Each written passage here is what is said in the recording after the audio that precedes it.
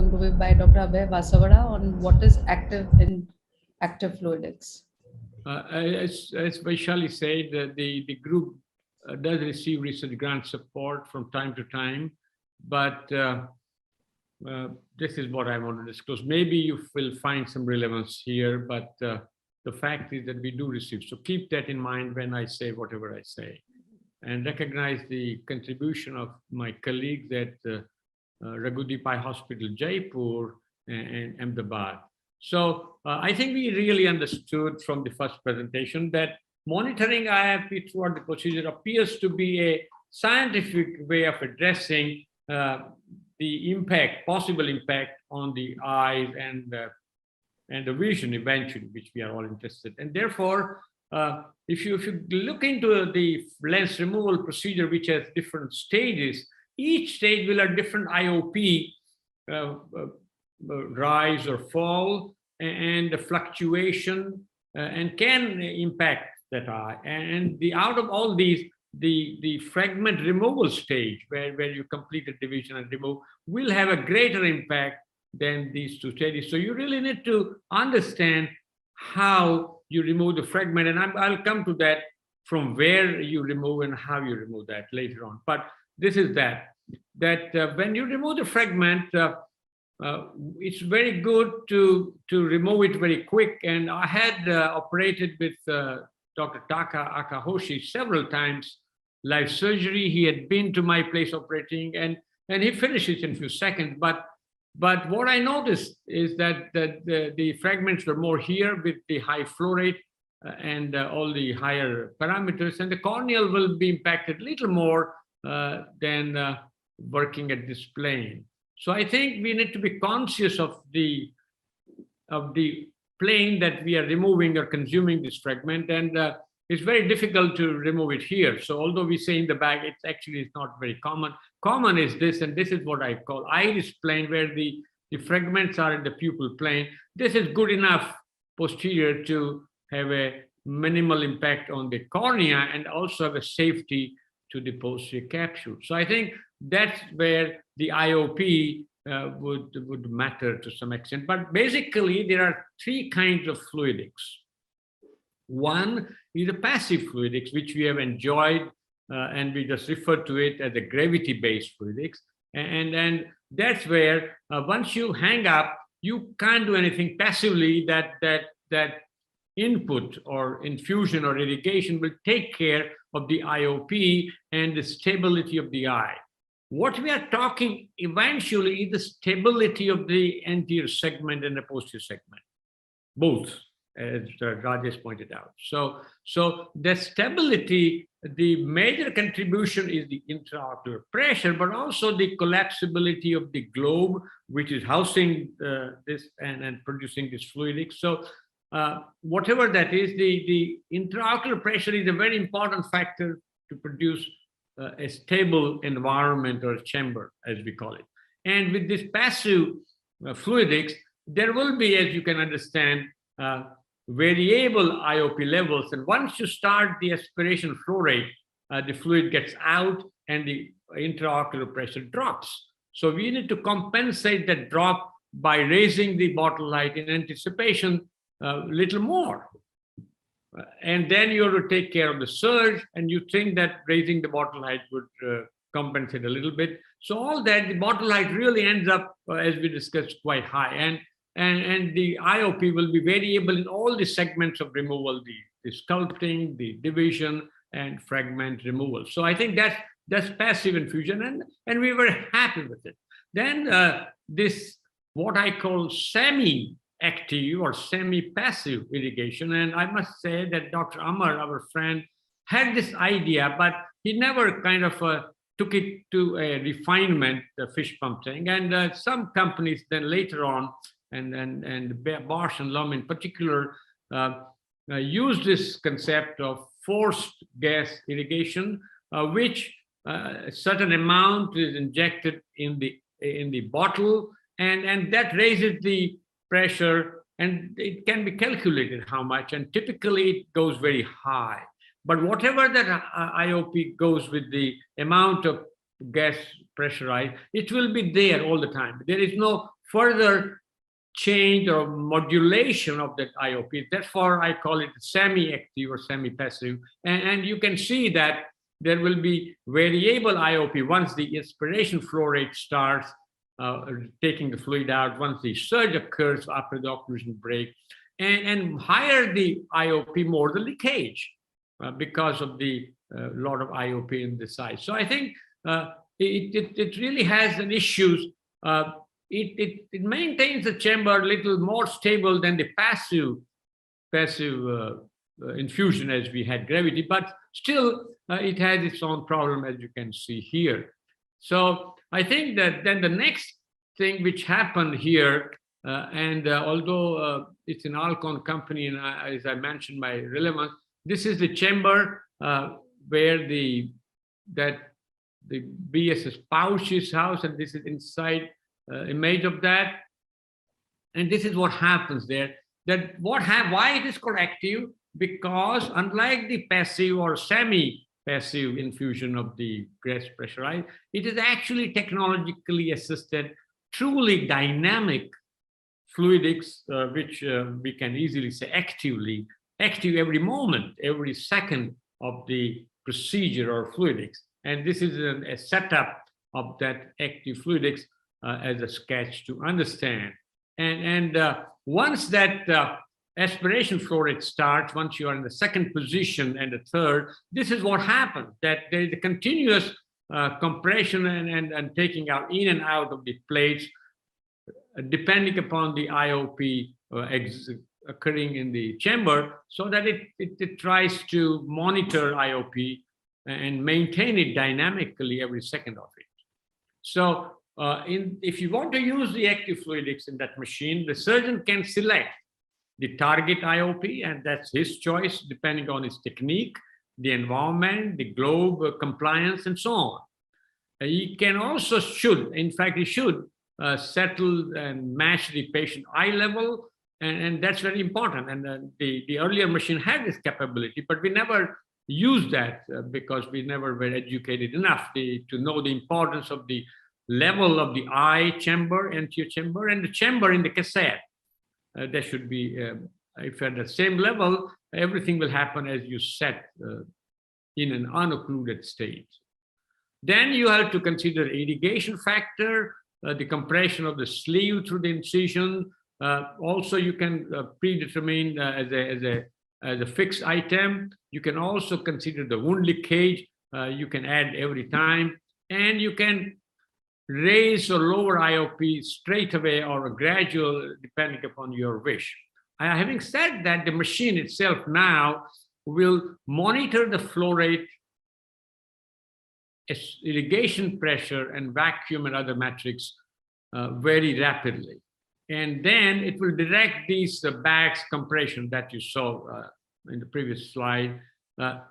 Dynamically, it will compensate by all the sensors, and it really monitors well, and it tries to keep the selected target IOP. But I must tell you that having done many IOP experiments in these and the other technique that Dr. Ramamurthy is going to share, the IOP actually is not that fixed. If you fix it at say 30 or 40, it actually is not at 30 or 40 like linear. It would fluctuate, surely, but the fluctuation range will be less with the lower flow rate compared to higher. And typically it would be around 10 or 12 millimeter higher or lower in that, where the machine screen will show the constant figure that you set. But that's not of a clinical importance, and probably we cannot do better than that anyway.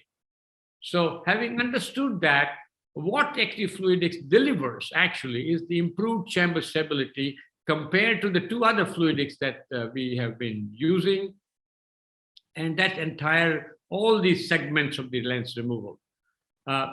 And a consistent IOP, as Rajesh and others brought it out, would be a good thing for not only the anterior segment structures, but also the vitreous body, its interface, and the retinal structures. And once the occlusion breaks, there are mechanisms associated with this technology, not necessarily active fluidics per se, which really reduces the occlusion break response. And this slide illustrates that. This is that previous technologies, and this is that active fluidics. The shift of the volume of the aqueous from the anterior chamber, once the total occlusion is broken, will be less compared to the other ones, other fluidics system that you will have. So that's advantage. And this, you saw this slide. I'm taking this slide again to understand that in addition to the active fluidics, which we just referred to, there are other issues which are equally important. And that is the first stage of the lens removal, fragmentation stage. And changing from longitudinal to ellipsoidal, and more importantly, torsional, has changed where the fragment is presented to the phaco tip for subsequent aspiration and remains there or not remains there at the thing. And that's because there is no repulsion, and therefore the aspiration process, be it a Venturi process or a peristaltic process, that aspiration will be facilitated much more to our advantage, so that the fluidics will be more effective, less impact on the eye. So that kind of lens delivery and fragmentation process is equally important, like the active fluidics. And as you can see here, the torsional ultrasound will work in synergy with the aspiration. And further refinement of that delivery thing is the designing of the tips, and compared to the conventional Kalman tip, which not everybody finds easy, user-friendly to use, this shape of this has been changed to make it more comfortable in the hands of the surgeons who are not familiar or happy with the acute, more bent Kalman. This in fact delivers more effective energy at the tip and not impacting at the incision very much. So these kind of energy delivery with that method, and the further getting the best of this energy with the designing of the tip also is very important, along with the active fluidics. So with that background, I just want to show that this active fluidics and these kind of technique really produces stable environment in all grades of cataracts and all kinds of situations. This is a fairly easy mouth-watering cataract when you see, and you are able to do it well, and you were able to do that well anyway, even earlier. But the stability and IOP and all the stuff that we mentioned really is more favoring to the eye, and impact is a little better. So that's one, but this is something a little more hard than what we saw. And the same thing, having divided the fragment, the key is the removal, and the phaco tip remains on the side to get a shearing surface action, so that you get a better effect of the energy. Every energy, nothing is wasted.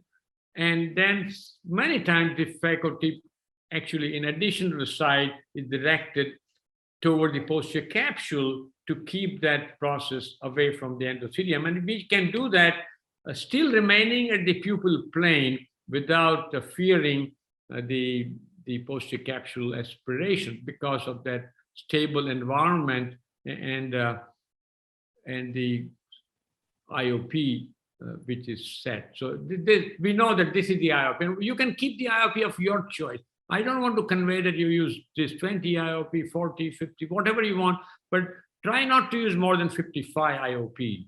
And then you can use appropriate parameters. I just want to say that when I say anterior plane, please do not be very close to the endothelium. You may be quicker, you will use less energy, but you will impact the cornea more. And if you use, for example, 1 millijoule in removing this fragment, and if you remove, if you see an OCT, you will see that there is a fragment coming from time to time near the endothelium. On the video, when you operate, you don't realize that every time.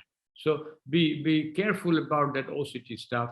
And you may spend 2 millijoules compared to 1 millijoule in the previous example, and may take a little more time, more energy, and more fluid. This is this will have a less injurious effect on the eye. So this is what I meant when I say plain. And here, same thing will happen. You will not see very often the fragments coming to the endothelium because they really don't come actually.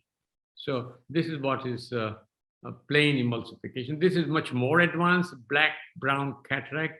And with the IOP setting of whatever you like, and I usually use now 20 or 30 or 40 at the most, irrespective of the nature of the cataract or environment, and use 20, 25 cc and sometimes 30 cc flow rate. But even with this low flow rate, 20 cc flow rate, these fragments are consumed very well, and I'm using burst modality of Ozil with a preset of 60 Ozil at the time. And generally, we don't need to use more than 65 or so in these black cataracts. And the impact would be very good next day. And this is not the next day, this is the 4th day or 5th day, within a week, this cornea of the same patient. So this is what I mean on the impact.